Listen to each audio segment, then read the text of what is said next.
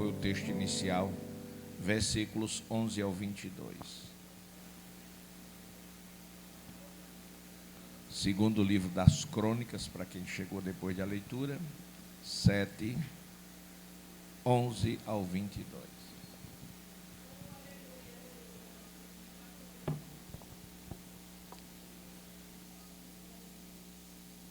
Mantenha aberto. Nós vamos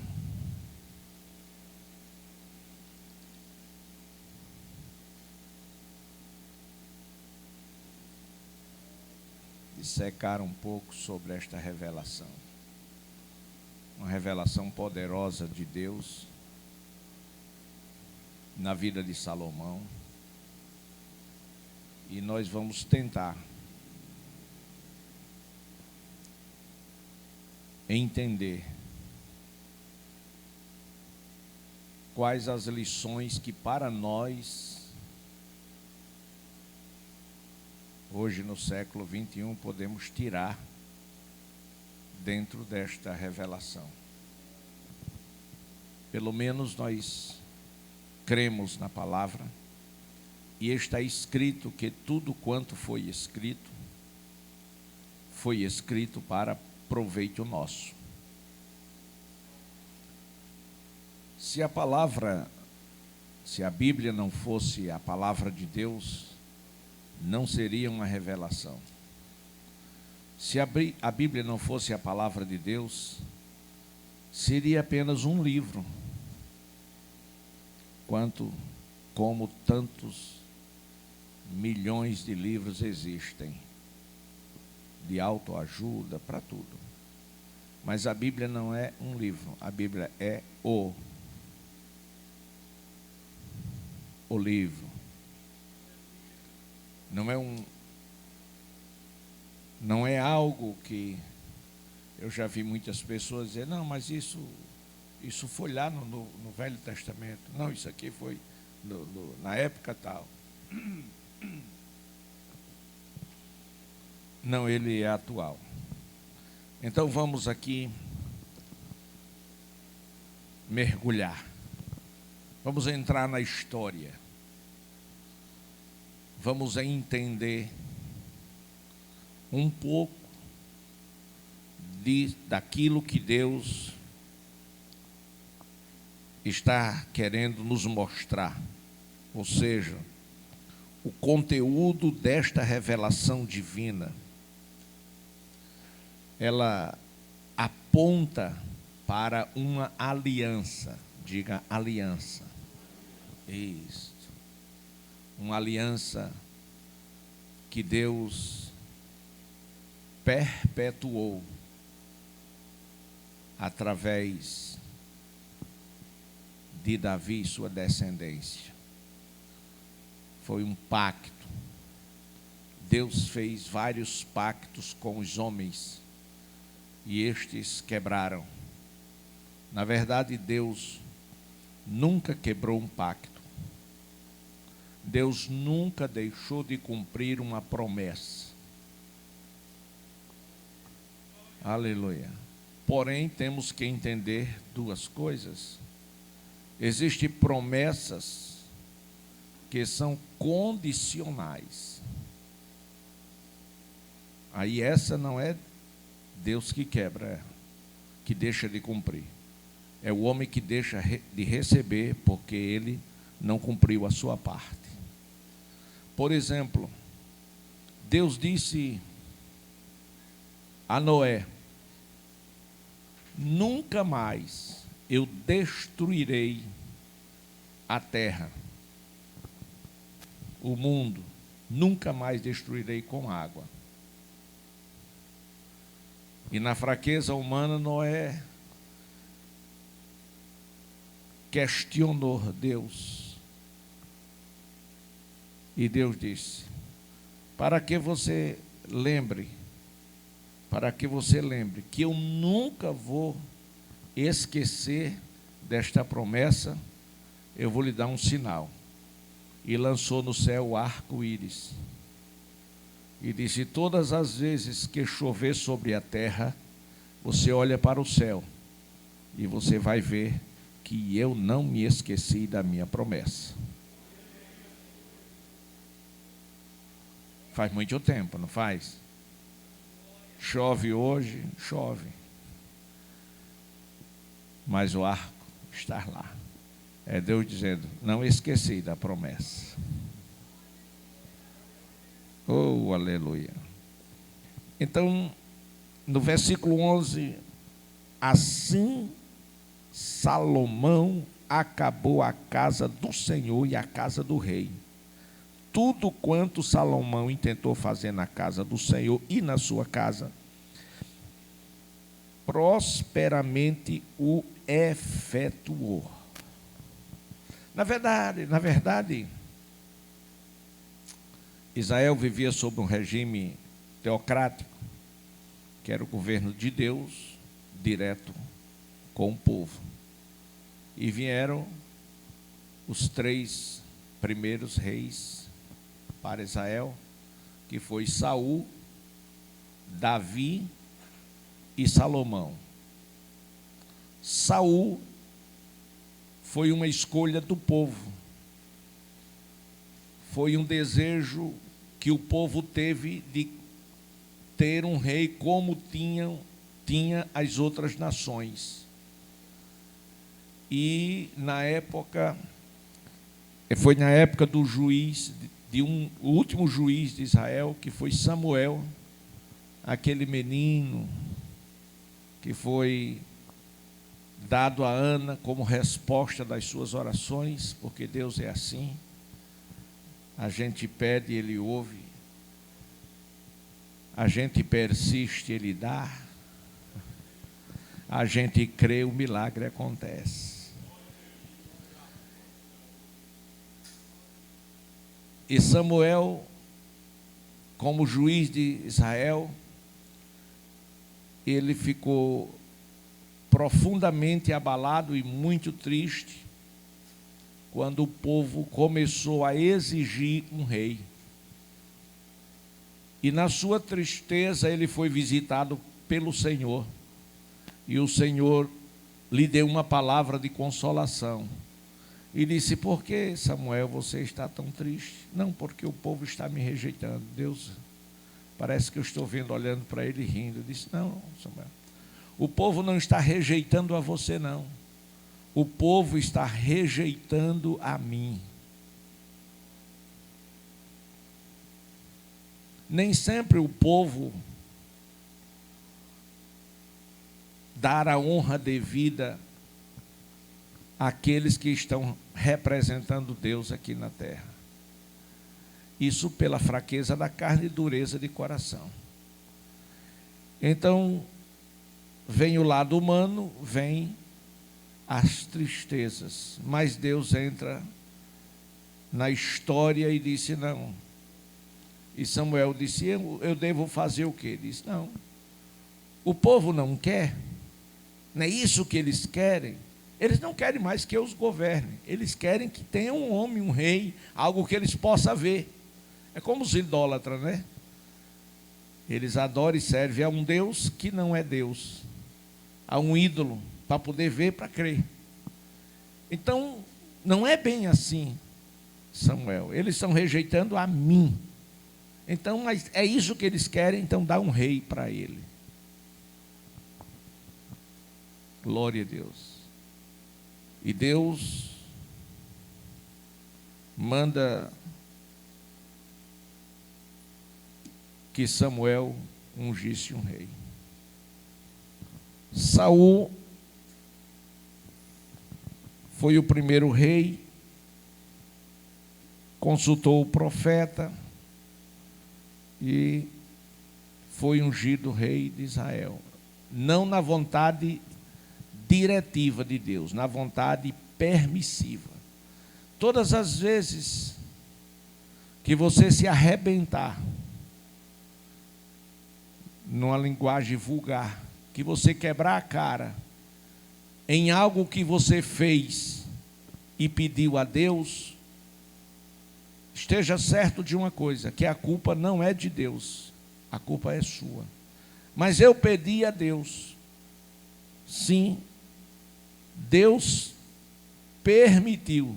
Ele não queria isto para você. Ele não queria. Mas ele não deixou de permitir que você fizesse o que quis fazer. E vêm as consequências. Então a culpa não é de Deus. Vá e faça, mas a responsabilidade é inteiramente sua. Depois de Saul, que reinou 40 anos, veio Davi, um homem segundo o coração de Deus. Mas este homem, segundo o coração de Deus, terminando o seu governo, ele intentou fazer uma casa, um lugar para adoração, para oração, para cultuar a Deus. Mas Deus não lhe permitiu. Ele queria, mas por Davi ser um homem, apesar de ter errado, porque o homem não é perfeito, eu acho incrível, porque ele era segundo o coração de Deus, mas não era Deus. Às vezes a gente quer que o outro seja como a gente quer, ou seja perfeito. E às vezes fica decepcionado quando vê aquela pessoa que você admira tanto fazer determinadas coisas que você não esperava que ele ou ela fizesse. Mas é porque é falho, é homem. E agora, depois que termina o tempo de Davi, ele ajunta o material para a construção do templo. Mas Deus não deixa que ele fizesse, porque disse que ele era um homem sanguinário. E vem Salomão, quando ele passa o reino para o seu filho, Deus disse a Davi, como promessa, que o reino dele seria eterno, que não faltaria descendentes. Então Salomão, descendente de Davi, assume o trono. Porém Deus disse a ele, Adonias até que tentou atrapalhar. Adonias tentou atrapalhar. Diga, Adonias tentou atrapalhar. Por inveja, porque ele queria o trono para ele. Mas escute, o que é seu, ninguém toma. Não adianta.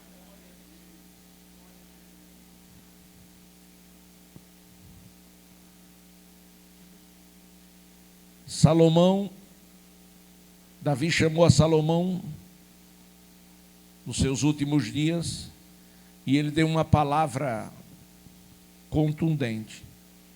Ele disse para Salomão, Salomão, seja homem de verdade.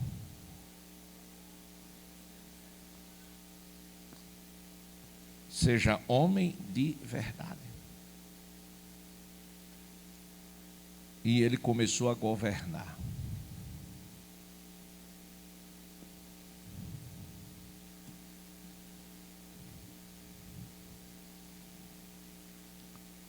Fez um bom governo, até que ele misturou, houve mistura, permitiu a mistura. A Bíblia diz que Salomão, ele casou com mulheres que estavam fora do projeto de Deus. E eu costumo dizer que toda mistura perde a qualidade. Se você é espiritual, não pode se unir a uma pessoa carnal. Se você é salvo, não pode se unir a uma pessoa perdida. Tem como dar certo. É princípio. Então, quando Salomão termina o seu governo, o seu reino, Israel, numa disputa pelo reino, se divide. E agora não era mais teocracia, porque agora o homem resolve, em cima da ambição, em cima do desejo, do poder, eles dividem o reino enfraquece. E quando o reino enfraquece, pela divisão, que muito desagradou a Deus, esse reino agora foi invadido pela Babilônia e pela Síria, reino do norte e reino do sul. Mas vamos aqui retroceder para Salomão. Quando ele acaba de construir o templo, a Bíblia diz, irmãos, que tudo quanto ele intentou fazer na casa do Senhor, saber, no templo, e na sua casa, no seu palácio, prosperamente o efetuou. Deu tudo certo. Por quê? Porque Deus estava no negócio. Quando Deus está no negócio, quando nós estamos fazendo na vontade de Deus, tudo quanto a gente faz dá certo. Aonde você pôr a planta do teu pé, Deus vai abençoar.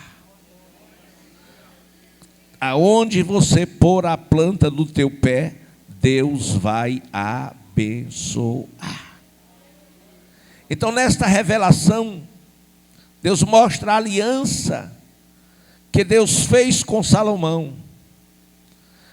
E ele mostra também que o povo teria que ser livre. Aquele povo que foi escolhido pelo Senhor. Mas este povo que fez aliança com Deus através de Salomão, este povo que era povo de Deus, eles foram advertidos acerca do reino, acerca do templo. Aquele templo que posteriormente foi destruído, porque houve da parte do povo desobediência, apostasia. Porém, a humilhação e a confiança em Deus seria imprescindível para que o povo voltasse para Deus. Então, vamos observar o versículo 12. De noite, o Senhor aparece para Salomão e lhe fala, dizendo: ouvi a tua oração, ouvi. Segundo, escolhi para mim este lugar para ser casa do sacrifício. Era a forma de se prestar cultos a Deus na época da lei. Se eu cerrar os céus, de modo que não tenha chuva, ou se ordenar aos gafanhotos que consumam a terra, juízo, praga,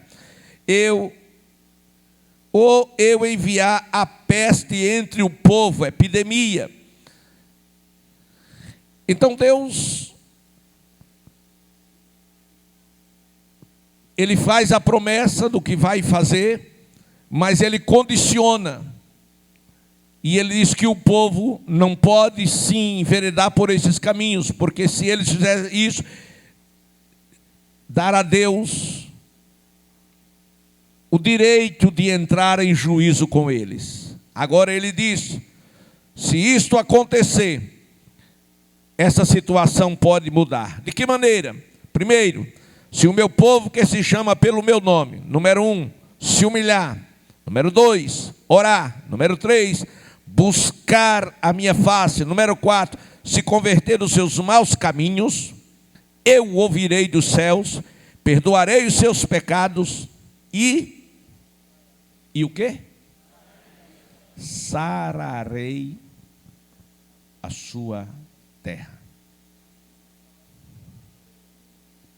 Vamos observar aqui alguma coisa.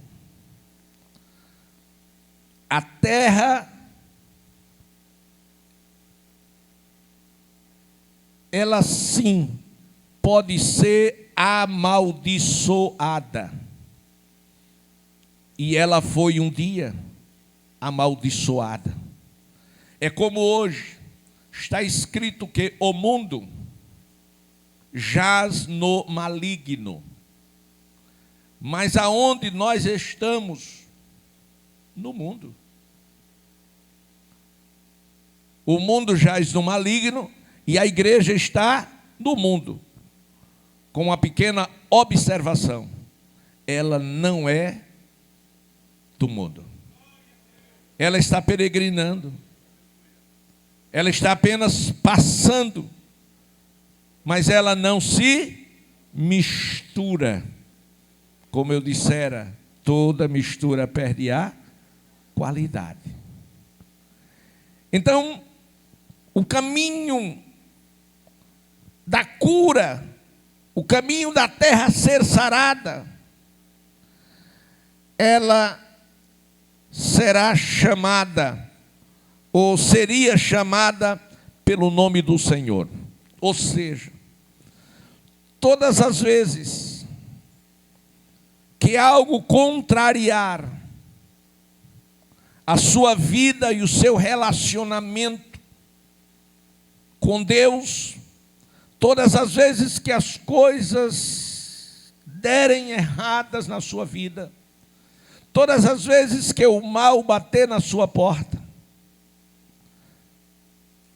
você deve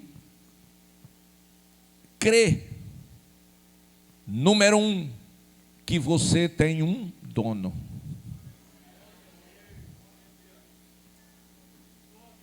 Jesus, quando ensinou a orar,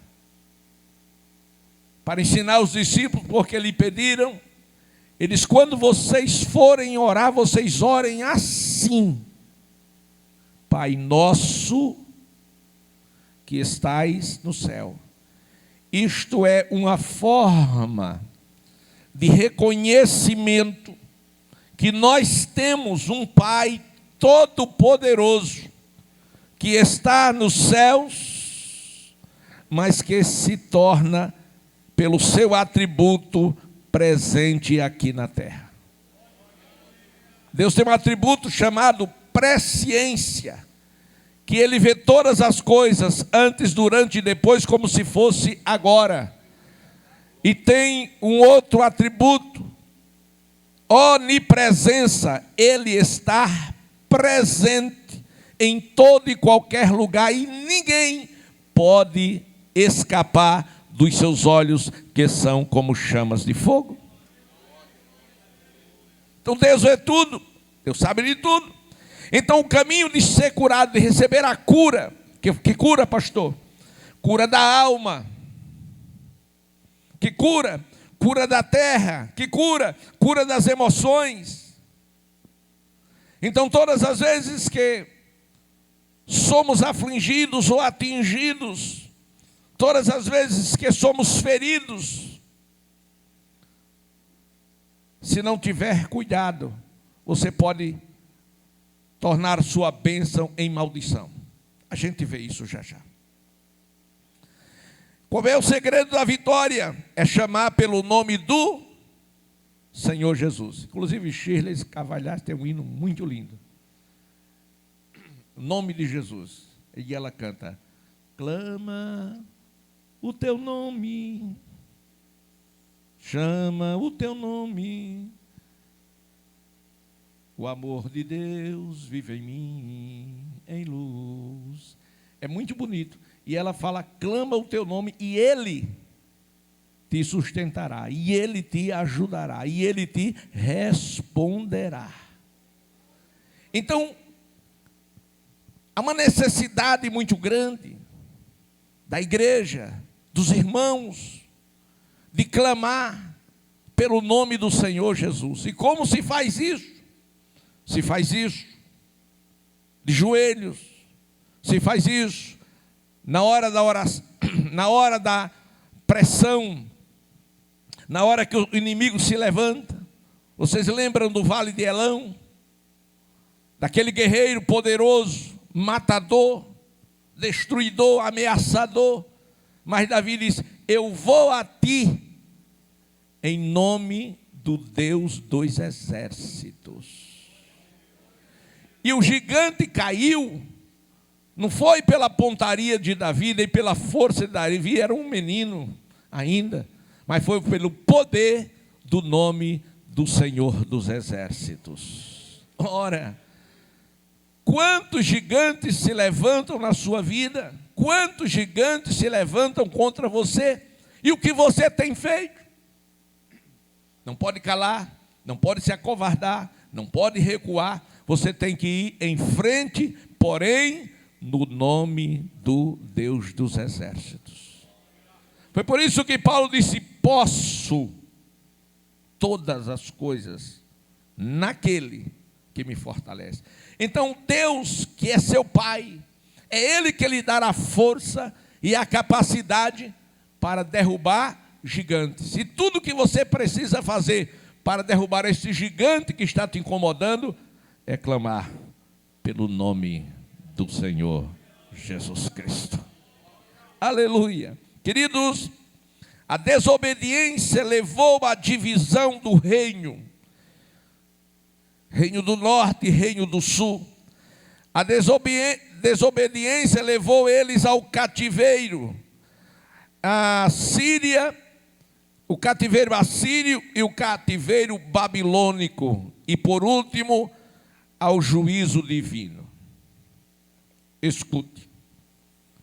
O projeto de Deus para a tua vida, qual é? É o mesmo projeto para a vida do irmão Adão. Paraíso.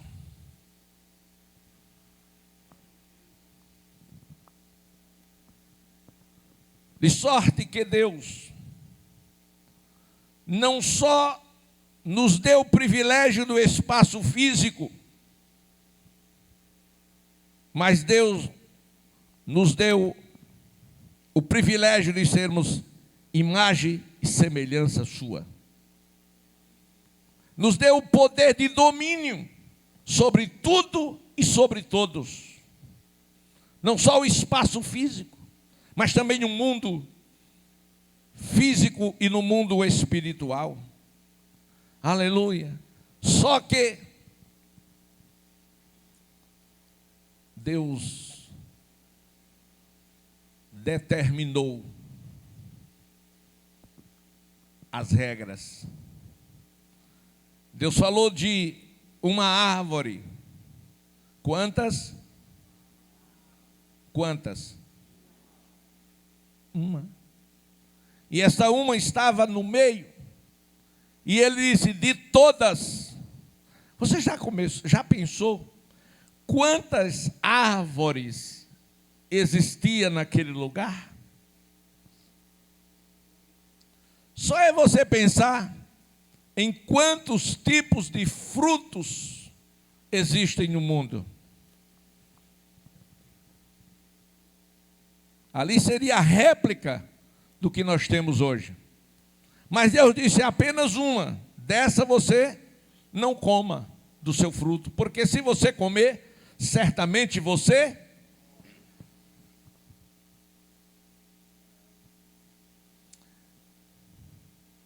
Incrível, né, irmão? Tantos lugares que nós temos para ir, e às vezes a gente escolhe ir para o lugar que não deve ir.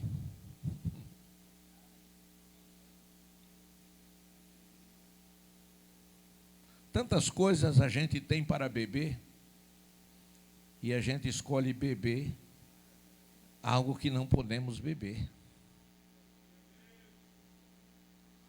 Eu estava com um grupo de irmãos aqui do Rio Largo mesmo. Foi o primeiro ano que eu estava aqui. Eu estava com um grupo de irmãos aqui do Rio Largo.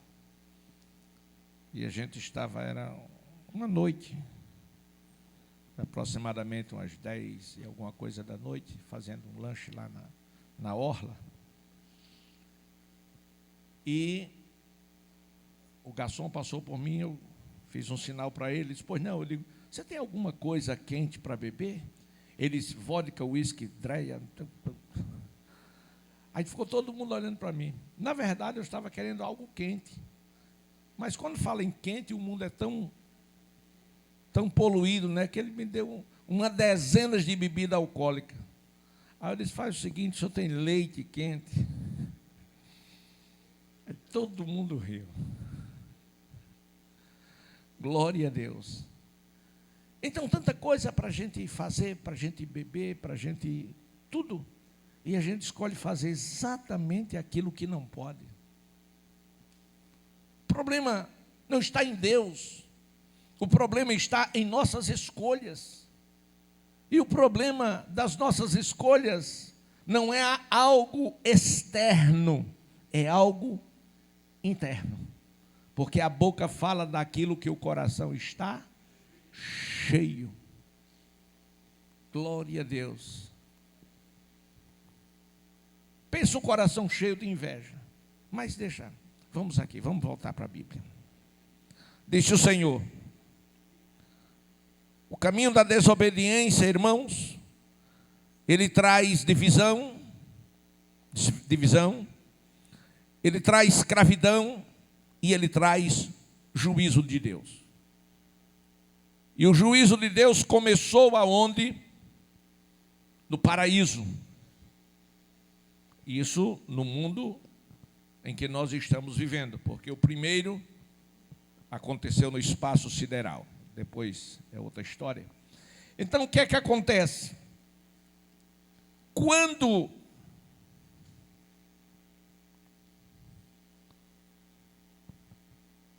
a mulher pecou,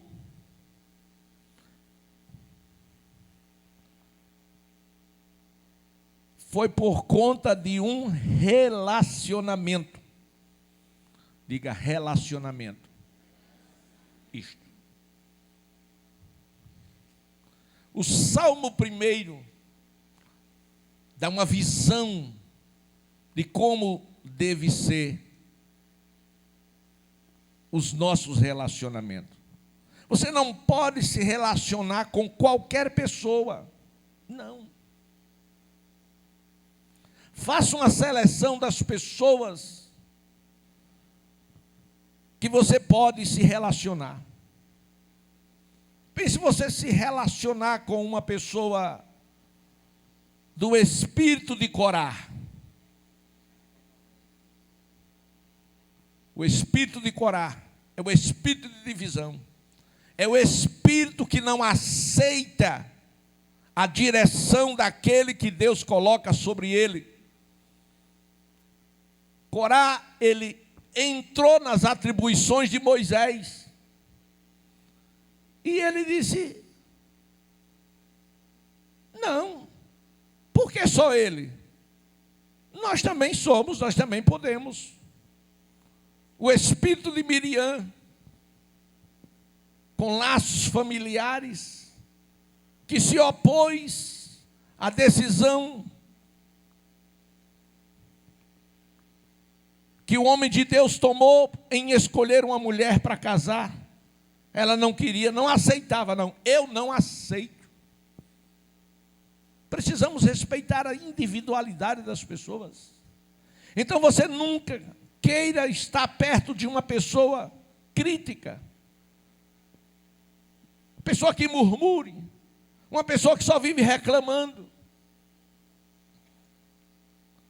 Tem pessoas, irmãos, tão negativas, que basta você ficar 10 minutos com ela, você sai doente. toma posse de toda a maldição, de todo o mal. Então o que acontece é que quando Salomão falou, Deus falou com Salomão, ele disse: ouvi a tua oração, escolhi para mim este lugar, para ser casa de sacrifício. Agora o meu povo precisa sim sair debaixo da maldição. E eles precisam, para sair, 4 coisas: chamar pelo meu nome, humilhar-se, orar, buscar e se converter. Converter. Era povo de Deus. Então, queridos, o caminho da cura seria, em primeiro lugar, o da humilhação. Tiago 4:10, se você puder ler, faz favor. Glória a Deus. O apóstolo Tiago diz: humilhai-vos. Bora. Humilhai-vos na presença. Humilhai-vos na presença do e ele. Agora observe que não existe humilhação fora da presença de Deus. Para que alguém se humilhe, é necessário que ela reconheça o que fez, a sua condição, sua situação. Porque há pessoas, irmãos, que quando as coisas dão erradas, elas procuram sempre um culpado. Não, quem se queixar, queixe-se cada um de seus próprios pecados.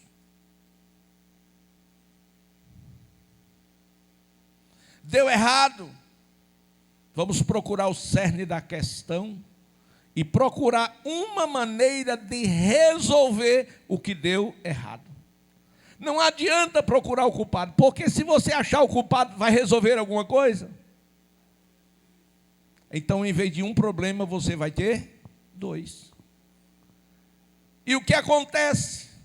O que acontece é que a determinação de não comer foi dada ao homem, a Adão. Mas, na verdade, quem comeu foi a mulher. Mas quando a gente chega lá nas epístolas, aí Paulo diz: por um só homem entrou o pecado no mundo. Mas não foi por uma mulher? Devia ter sido por uma mulher, entrou o pecado no mundo. E o homem foi na onda dela.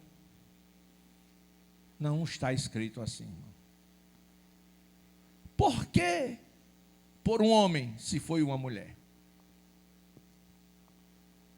É porque ele não cumpriu com a sua responsabilidade de cabeça. Porque é a cabeça que governa o corpo, não é o corpo que governa a cabeça. Glória a Deus. Aleluia. Então, amados, o que acontece é que aquela mulher, levado pela curiosidade, ela vai até a árvore. E quando ela chega na árvore, ela observa o fruto, porque o fruto era o foco.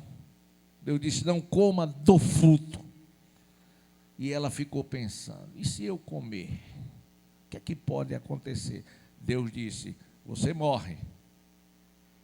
Glória a Deus. Quem disse? Deus. Aí quem aparece? A serpente. A serpente disse nada. Sabe qual é o problema? O problema é que Deus enganou vocês. Ele sabe que se você comer, você será igual a ele, tão poderoso quanto ele. Então o maior problema não foi a serpente.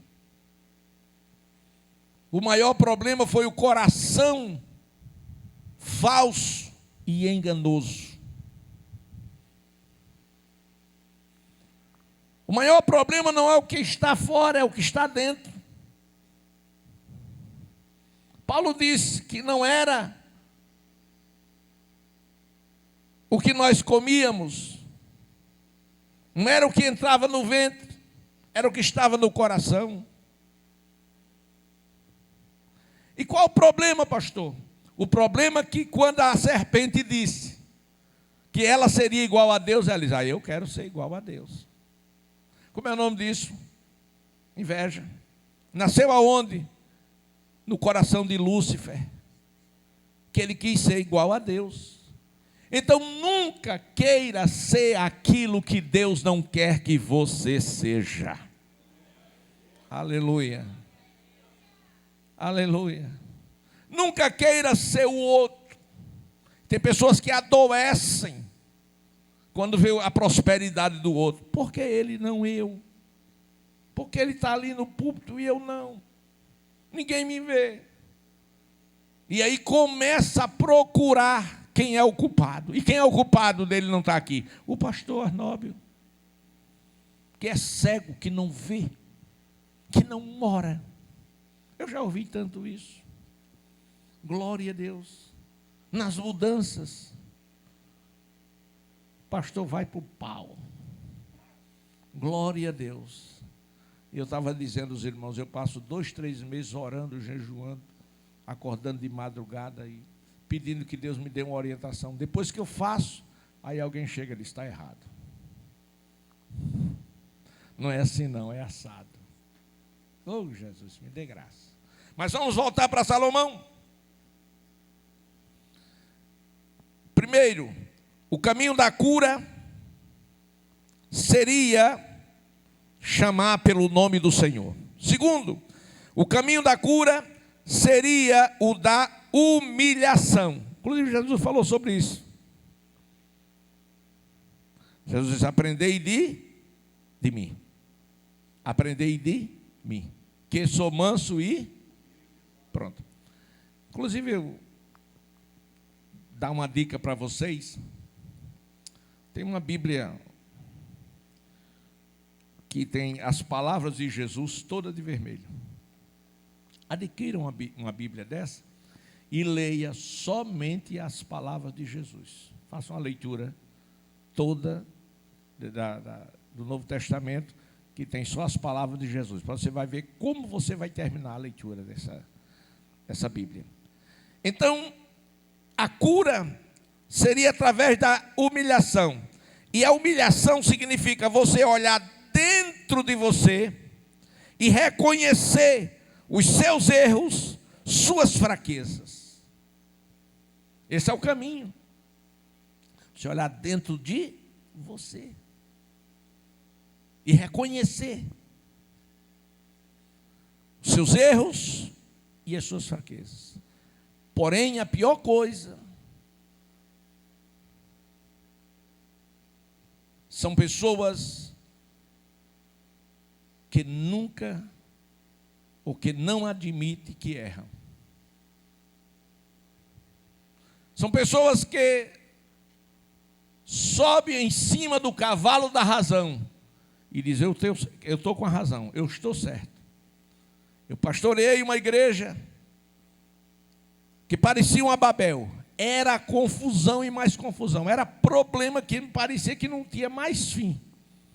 E eu passei 1 ano pregando o tema: o crente não tem razão, o crente tem Jesus. E tudo amparado com textos da Bíblia. Crente não tem razão. Então, na hora que você entrega as suas razões, você começa a ter vitória sobre você mesmo. E aí a outra parte fica mais fácil. Aleluia.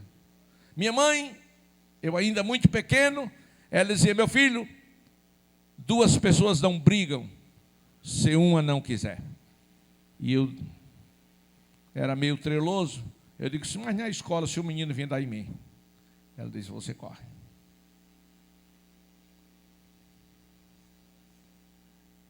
Mas se ele correr atrás, Ele disse, você vai para, diz a professora. E se ele me esperar na saída?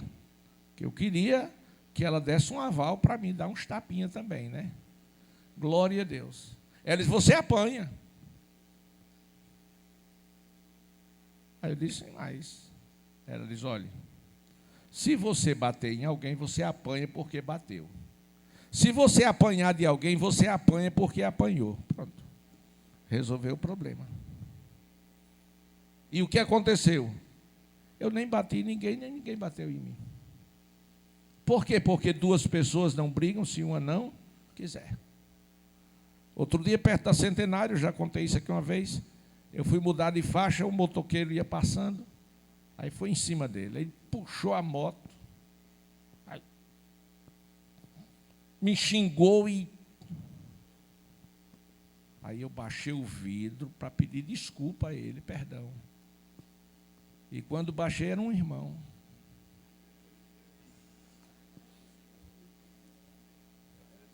Já tinha falado na minha mãe, no meu pai, na minha avó. E como dá a paz do Senhor agora? Então, irmãos, nós precisamos sim de disciplina pessoal. Nós precisamos de humildade. A gente precisa... Não, eu errei, meu amigo, eu errei, me perdoe. Olha, na verdade eu estava distraído, eu não vi.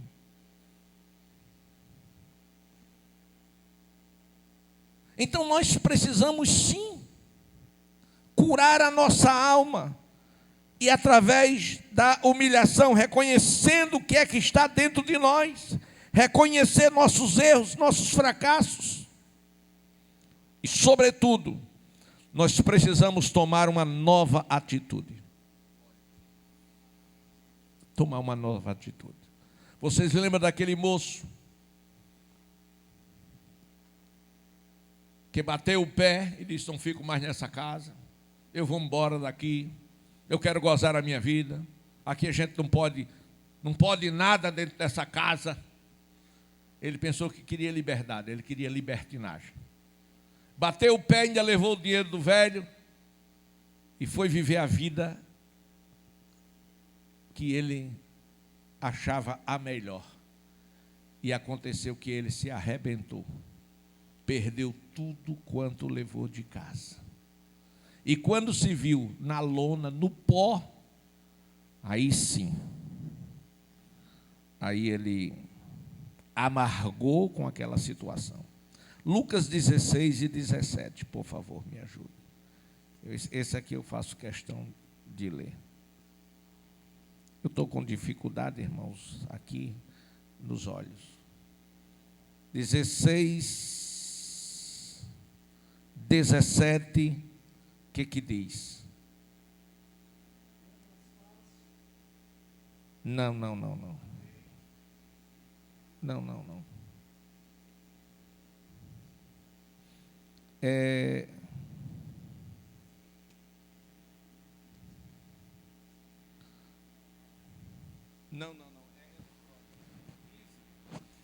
É 15, obrigado. 15. Desculpe, irmãos. 15, 17 ao 21.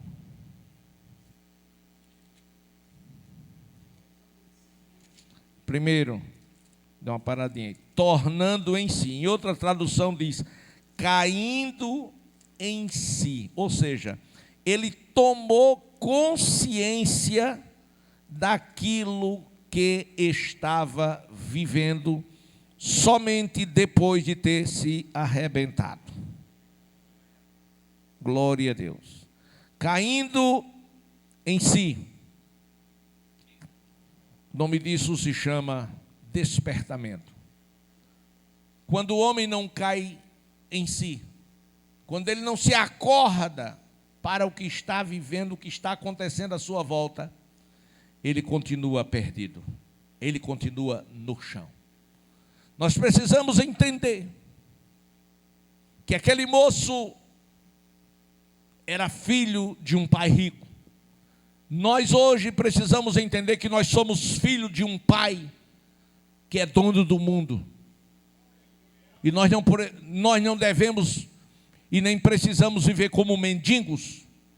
Nós não precisamos sermos capachos. Mas aquele moço só entendeu quando ele estava caído. E ele disse, caindo em si, disse: quantos trabalhadores do meu pai têm pão em fartura? Eu aqui estou morrendo de fome. Mas isso ele só viu quando caiu em si. Quando ele reconheceu. Isso é humilhação. 17, o que é que diz? 18. Agora a proposta. Quando ele disse levantar-me-ei, porque ele se sentiu caído embaixo, no chão. Glória a Deus. Levantar-me-ei, irei ter com meu pai e dir-lhe-ei: pai, pequei contra os céus e contra ti. Reconhecimento do seu erro. Mas aquela atitude foi uma atitude de quem queria mudança. Foi uma atitude de quem não queria continuar vivendo a vida que estava vivendo. E se eu e você entender que precisamos mudar de situação, mudar de vida, e que essa vida medíocre, mesquinha, que muitas vezes estamos vivendo, não vale a pena, a gente vai cair em si e dizer: vou me levantar. Vou me levantar e vou ao meu pai, dizendo que eu estou nesta condição, porque eu pequei contra os céus e contra a terra. Quando a gente fala em pecado, na igreja pentecostal, na Assembleia de Deus, é uma palavra assim um tanto agressiva, porque se pensa em adultério, em roubo, em matou alguém. Não, não. Se você sabe fazer o bem e você não faz, você já pecou. Já está pecando. Se você mente, você peca. Se você calunia, você peca. Glória a Deus. A coisa de 5 anos, 6 anos atrás, foi uma época de política. Que é a época que os crentes mais pecam, é a época de política. Glória a Deus. Aí uma pessoa criou uma história para me prejudicar o ministério. Glória a Deus. Aí criou aquela história, vocês conhecem, que o pastor mais rico de Alagoas era o pastor Arnaldo, inclusive tinha uma fazenda. E começaram, pastor, aí começou o pessoal a mandar mensagem para mim, perguntar, e sei o quê, papapá, e eu calado. Eu não tenho pressa. Não tenho também que me justificar a ninguém. Não. Disse sobre mim o quê? Disse isso. E você acreditou? A minha pergunta é: você acreditou nisso? Bom, ao tempo passou. Aí quando foi em uma santa ceia, eu digo, dia melhor, o dia da santa ceia. Dia da consciência do crente, né, de tomar a ceia. Porque o problema não é eu dizer que a irmã Jéssica comprou um Mercedes-Benz. O maior problema não é eu dizer isso dela. O problema é eu dizer que a Jéssica comprou um Mercedes-Benz, dizer ao Ageu, e o Ageu chegar para a irmã Lourdes e dizer: irmã Lourdes, como foi que a Jéssica comprou um Mercedes-Benz? E ela pode. Aí já levantou um.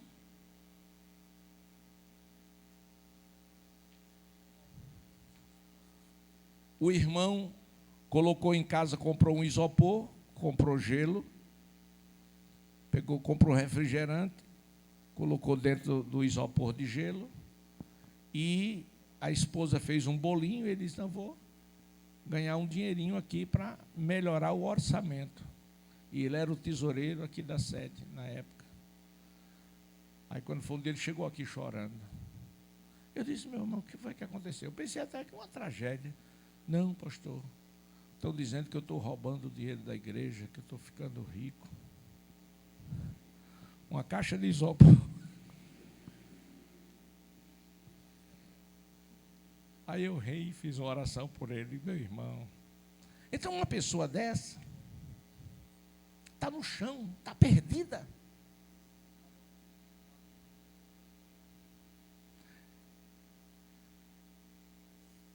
Então aquele moço se levantou porque estava caído. Aquele moço fez uma confissão do seu pecado. E aquele moço reconheceu. Ele disse algo lindo no versículo 19: não sou digno. Não sou digno. Isso agradou muito a Deus. Quando a gente não sou digno. De quê? De que ele disse que não era digno? De ser chamado teu filho. Porque os filhos de Deus são diferentes. Filho de Deus não faz esse tipo de coisa. Não faz mesmo. São coisas que são feitas pelos filhos do diabo. Por que eu tenho que falar do meu irmão? Ora, Cristo porventura morreu só por mim? Não, morreu por você também. O sangue carmesim do Calvário foi derramado só por mim? Não, foi por você também. O Espírito Santo que Deus deu foi só para mim? Não, foi para você também. Então, se o Espírito Santo habita em mim, e se o Espírito Santo habita em você, e se eu calunio você ou falo mal de você, com qual Espírito, ou pelo qual Espírito eu estou falando? Se você é o meu irmão, como é que eu vou falar mal do meu irmão? Do meu sangue? O seu sangue corre nas minhas veias, pastor? Como é isso? O sangue de Jesus corre em todo o corpo, e eu sou membro deste corpo. Quem é membro deste corpo aqui? Levante a mão. Então o sangue corre aqui e corre aí. Aleluia. Então aquele moço disse: não sou digno. E ele levantou-se. E na hora que ele se levantou, o milagre aconteceu. Porque o Pai já estava preparado para perdoar-lhe. Aleluia. Confissão sincera. Ele disse: pequei. Se o tempo permitisse, a gente ia ver Samuel e o profeta Natã, que foi ter com o homem segundo o coração de Deus. E para concluir, o caminho da cura é converter-se do mau caminho. Provérbios 1:23. Eu gosto muito desse texto. Convertei-vos. Marque esse texto na sua Bíblia. Marque. Convertei-vos pela minha repreensão.